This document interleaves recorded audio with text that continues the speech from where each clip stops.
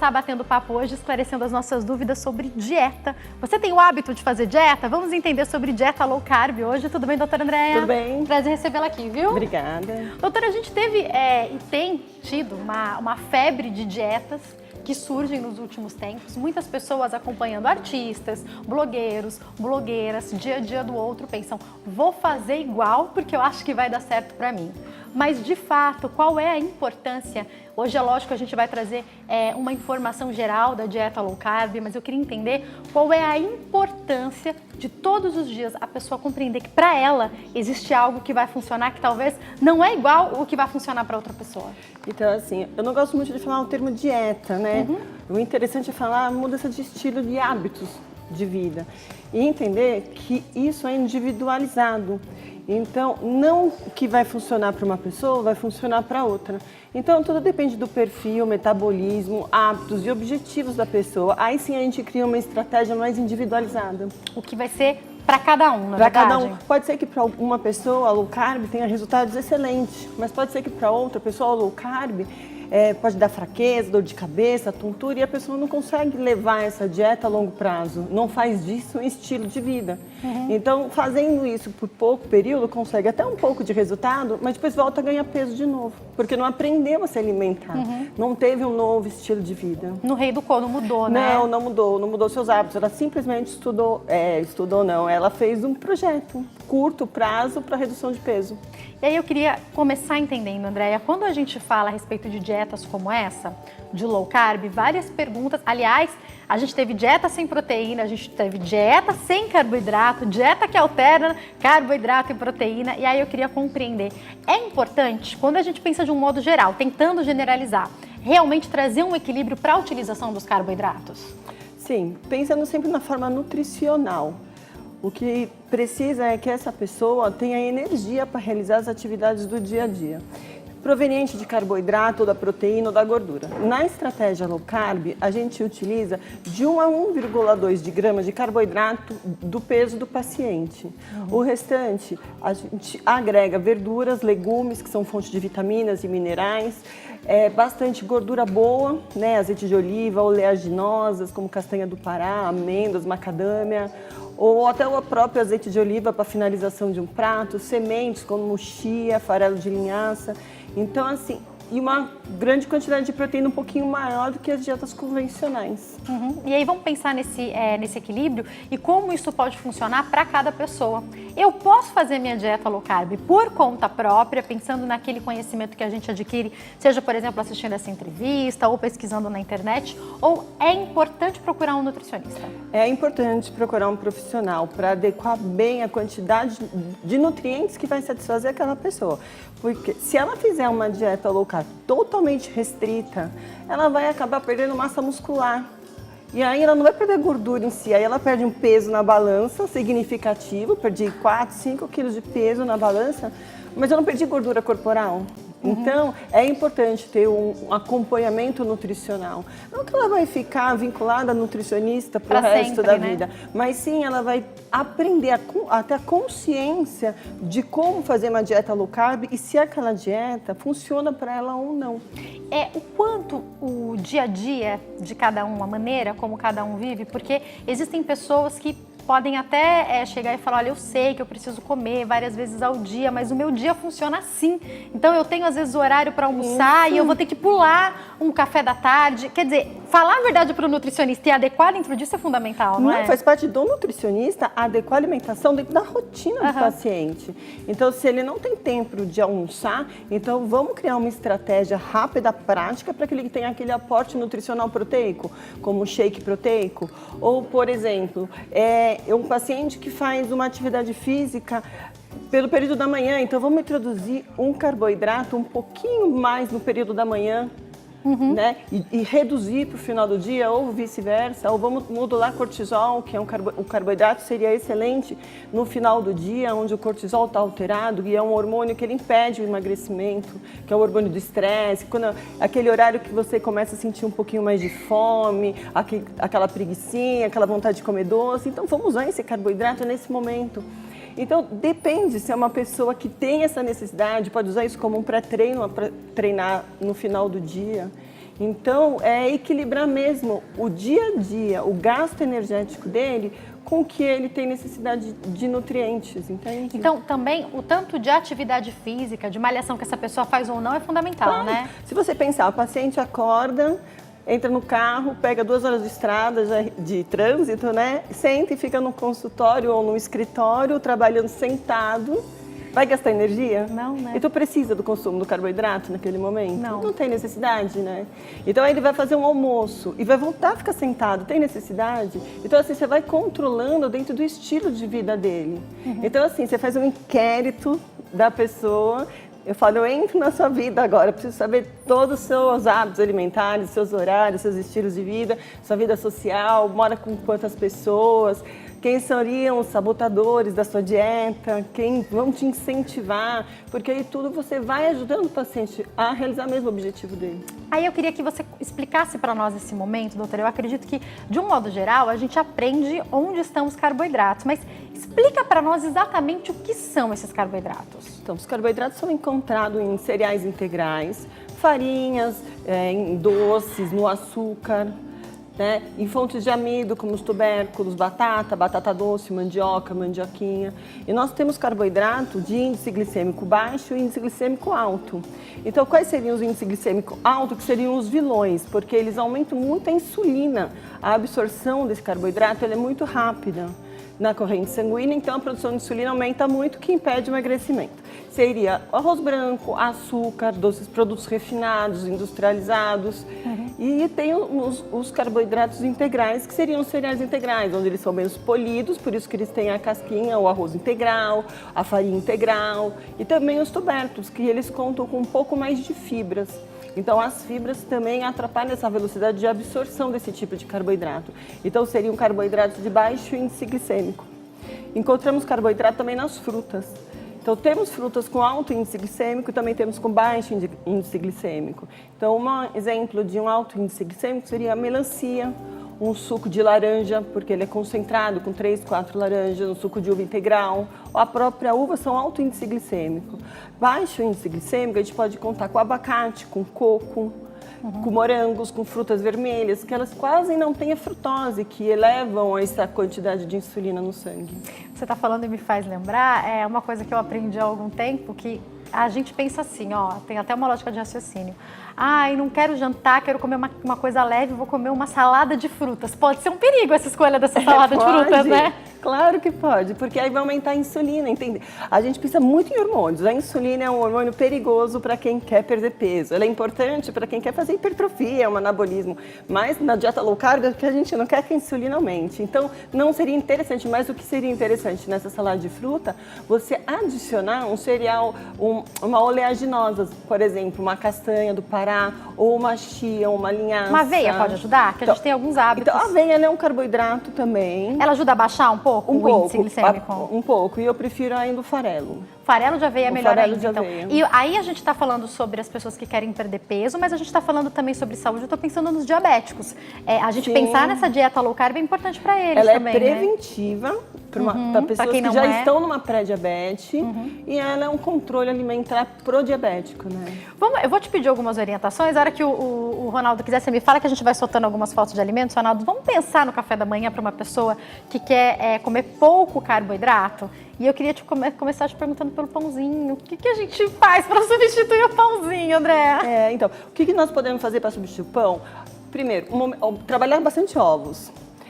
Pode fazer um ovo mexido, cozido, uma omelete.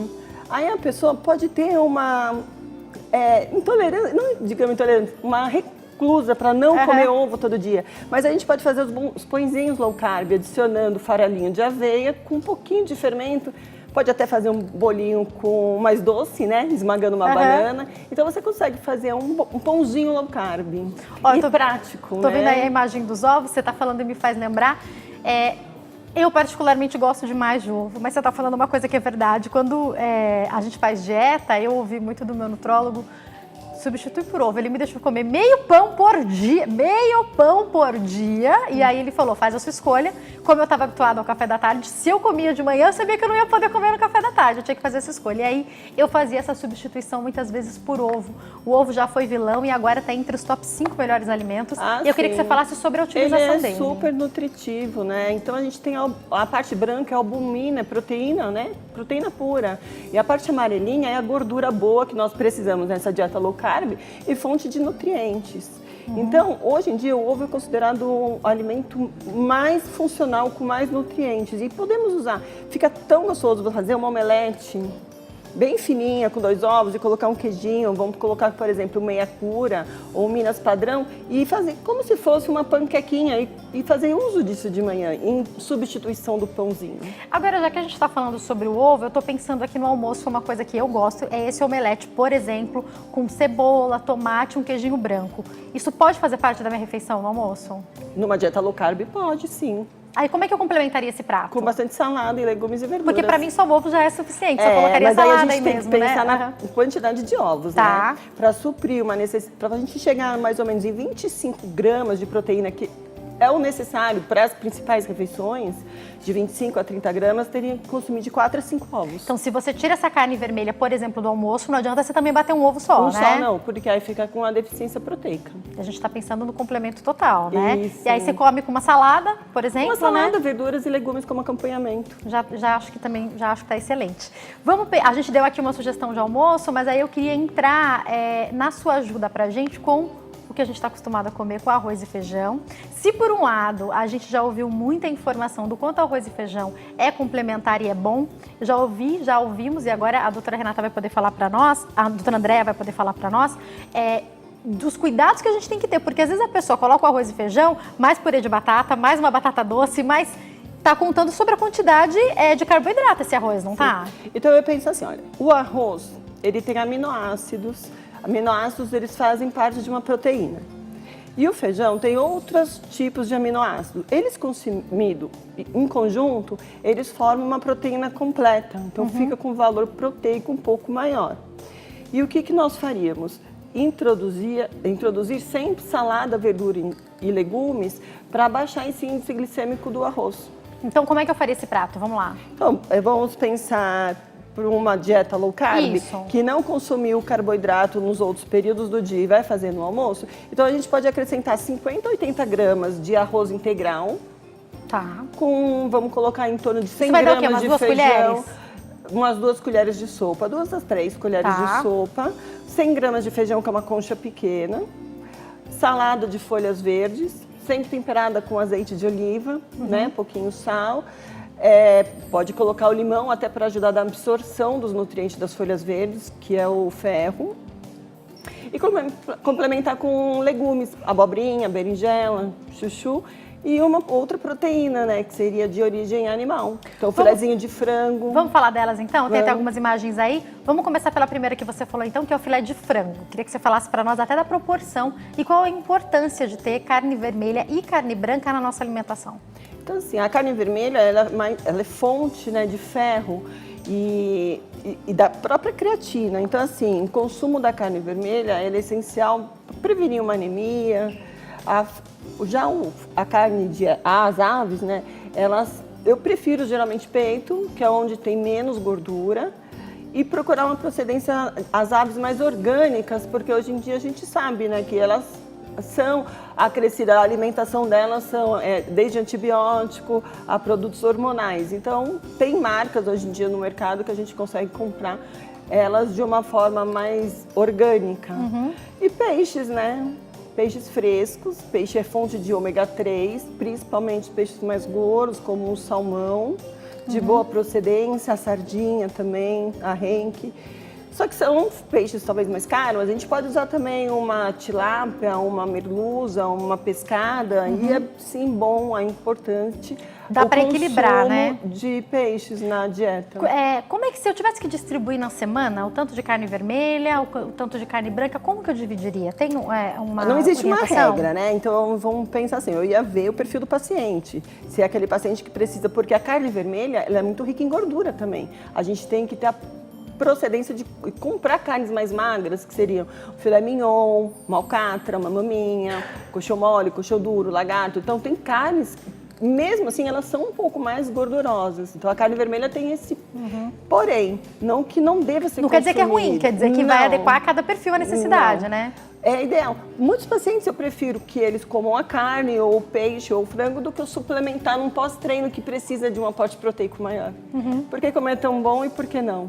Né? Então, a quantidade, já ouvi algumas orientações de que a gente pode pensar na palma da mão para a quantidade. Isso dá certo mesmo? Então, de uma forma assim, básica dá. O que eu recomendo? É que o paciente, ele pesa em casa algumas vezes, em torno de 120 gramas. E daqui 120, a pouco fica na cabeça já, né? Fica fácil. Você já sabe. 120 gramas e eu prefiro que pese ela crua.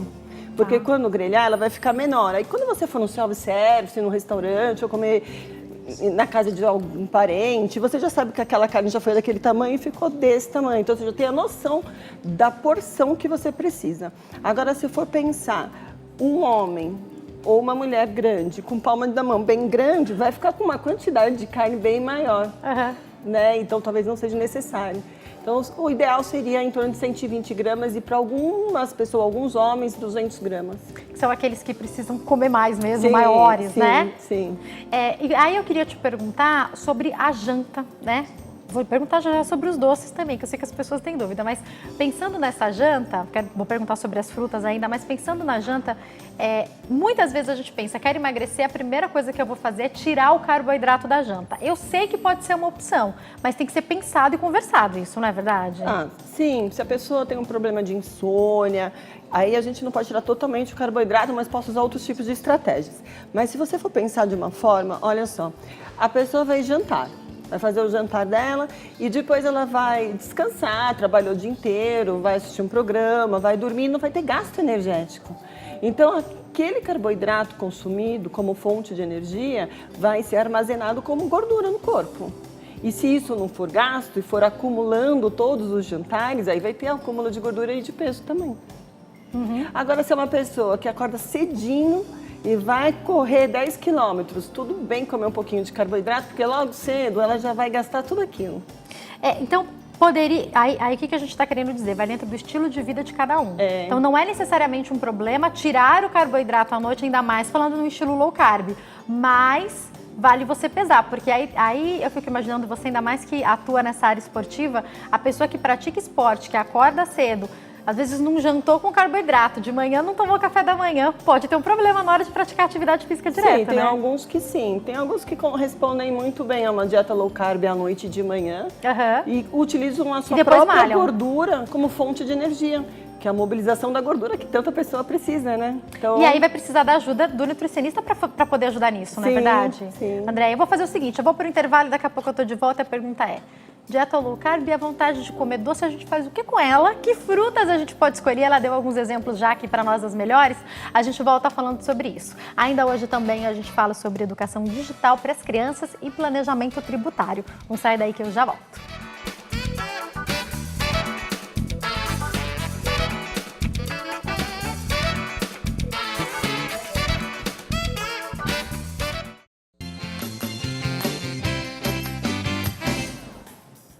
Nosso programa está de volta com a Andréia Marim, que é nutricionista e especialista em nutrição esportiva e funcional, e está esclarecendo as nossas dúvidas sobre dieta low carb. Volto com as perguntas do bloco anterior, Andréia, mas antes eu quero fazer a pergunta da nossa telespectadora, Maria de Alagoas. Obrigada pela participação. Maria, ela tem diabetes e ela quer saber se é uma boa ela comer pão integral com farelo de aveia e de linhaça. Pode ser uma alternativa para ela? Pode, é uma alternativa boa, porque tanto o farelo de aveia, a linhaça, eles vão diminuir esse índice glicêmico que a gente tanto falou, que é a velocidade da absorção do açúcar no sangue, que vai aumentar a insulina. Pode sim. Ela pergunta sobre cuscuz, batata e inhame. Aí a gente imagina, a gente estava até brincando fora do ar, não tudo numa refeição só, mas ela pode utilizar esses alimentos? Pode utilizar esses alimentos, mas eles nunca consumidos isoladamente. Eles têm sempre estar associado a uma fonte de fibra ou de gordura.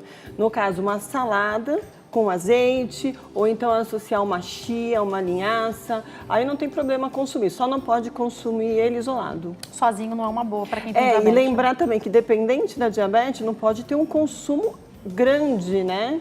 Porque a gente também pensa na carga glicêmica, quantidade grande também vai aumentar a glicemia, então tem que ter o controle ideal para aquela pessoa. E aí não só para quem tem diabetes, mas essa alternativa que ela trouxe do pão, e hoje tem muitos pães com sementes, com farelos, eu acredito que pensando no pão integral é bom para todo mundo, mas também tem caloria, tem que equilibrar a escolha desse pão, né? Sim. Quanto é que muita muita gente comer? acha que pode comer low carb de integral, tudo, eu posso né? comer tudo, É né? integral, é low carb, aí você vai lá ver no rótulo ou na preparação 200, 300 calorias, não, e já está passando do que você precisa consumir diariamente. Pode comer um entende? pãozinho integral por dia, então? Ou meio pãozinho? Pensando na low Pode, é carb. aquilo que eu falei, pode comer. Tudo depende da dieta do dia inteiro. Do todo, né? E da individualidade da pessoa. Então fica muito complicado eu falar para você. geral, né? Pode comer um pãozinho, uma fatia de pão ou duas integral por dia que está dentro de uma dieta low carb. Ela vai estar dentro de um contexto diário, vamos pensar dessa forma. E é aquilo que você falou, se a pessoa malha, não, o quanto ela precisa ter de gordura armazenada, isso vai ser para cada perfil, ou né? até o tipo de trabalho, se eu trabalho sentado, é um trabalho mais dinâmico, como enfermeiro, plantonista, que não para. Fica em pé o tempo inteiro. Entende, horários de trabalho, tem pessoas que trabalham à noite, então, claro, o carboidrato vai ser bem-vindo à noite. Então, a gente tem que pensar sempre na individualidade de cada um, que não é igual, cada um é diferente. É totalmente pessoal, né? Obrigada pela sua participação, viu, Maria? E aí, André, eu quero saber, vontade de comer doce. Mulheres dizem que tem mais, e aí você vai poder explicar para nós, de fato, numa dieta low carb, pode entrar doce em algum momento? Então, pode entrar doces low carbs, né? Aham. Então, a gente pode usar bastante, eu gosto, o que eu indico, pode usar bastante iogurte, desnatado, light, batido com alguma fruta ou até com uma geleia light orgânica. Legal. Fazer cream cheese com cottage, bolachinha de arroz, nesse caso, e uma geleia light. Então, assim, usa muito as frutas como fonte, ou então fazer um mousse de abacate com chia. Eu não tô vendo chocolate aí, Andréia. Então, mas assim, Tem pode chocolate? sim. O chocolate tem grandes benefícios, é relaxante, ele é fonte de magnésio. Só que assim, tem que consumir. Então vamos pensar assim, o chocolate é feito do cacau. O cacau é um fruto. Então quanto mais cacau, melhor a qualidade do chocolate. Então vamos pensar numa barrinha de 25 gramas, que vai ser um bombom, no mínimo 70% cacau. Hoje em dia a gente encontra vários no mercado. De tudo, 85, 75, 90. E com uma palatabilidade super gostosa. Você sabe que eu acho sensacional, que você vai poder falar melhor do que eu sobre isso, que quando a gente come um chocolate, eu gosto muito, 70%, a impressão que eu tenho é que ele sacia bem mais rápido. É verdade isso, né? E mastigar devagarzinho, saborear, né? Pra dar Não um é que nem o tempo. chocolate ao leite, né? Porque ele às vezes abala um cérebro pouquinho. perceber que consumiu o Ele docinho, entendeu, né? pronto, né? Mas o que acontece numa dieta low carb, com a evolução da dieta, é normal a pessoa começar a não ter tanto desejo por doce. Porque a alimentação é tão diferente, mudanças hormonais são tão grandes que ela começa a ter uma tendência menor pelo consumo de doce. O corpo inteiro começa a responder quando a gente muda essa alimentação? Vou pensar de uma forma assim, quando você come um chocolate, um doce bem gorduroso, rico em açúcar. Então você consumiu ele, aí vem aquela história, produz muita insulina para captar aquela glicose. Fica super feliz, fica um pouco doido. Leva para a corrente sanguínea, absorve tudo, faz um estrago e dá uma hipoglicemia. Aí dá vontade de comer mais doce. Então isso é o ciclo vicioso do açúcar. Já numa dieta low carb, que a gente tem, porque todo carboidrato vira açúcar, né, no sangue. Como a gente já tem uma restrição desse açúcar, é comum que a pessoa perca essa vontade do consumo de doce. Então vai diminuindo, Existem suplementos fitoterápicos e vitaminas que também a gente pode estar introduzindo. Para quem tem muita dificuldade, né? Sim, e aí também dá uma segurada assim, nessa compulsão de doce. Para a gente finalizar, queria falar dos queijos. São bem-vindos? São. Os queijos são bem-vindos. Meus preferidos são os queijos mais curados, como o queijo meia cura, o queijo principalmente da Canácia, um queijo Minas padrão, um parmesão. São queijos mais amarelados, mas são queijos mais probióticos. Ele contém... Gostei que você citou aí um parmesão, gostei disso. Mas não é a quantidade que você pode comer à vontade. À vontade, fazer um fundir, né? Não. Mas eles são queijos que trazem benefícios, que são gorduras boas. E os probióticos, que eles são fermentados, eles já auxiliam na microbiota intestinal. Hoje a gente tem que cuidar muito da microbiota intestinal para ter absorção de nutrientes. Qual a quantidade, então, boa deles? Em torno de 30 gramas. Tudo Vai bom? dar 2 colheres de sopa. Tudo bom. Mas, ó, se você for parar para pensar, vamos imaginar que você vai fazer num lanchinho. Pra mim, muitas vezes é suficiente. Um pedaço de queijo, aí você toma um suco, você come iogurte. Ou até, eu vou te perguntar agora pra finalizar também, um gole de café preto, assim, no café da tarde. Pode, Fala à se vontade. pode. Se não tiver intolerância à cafeína, se não for uma pessoa que vai ter insônia no final da tarde, Aham. aí já não recomendaria. Mas o café, ele é termogênico, o café, pode ser forte, fraquinho, o que não pode é ser adoçado com açúcar, né? Então, hoje, ou tomar ele puro, que é o jeito correto de tomar o café e saborear ele é o jeito puro.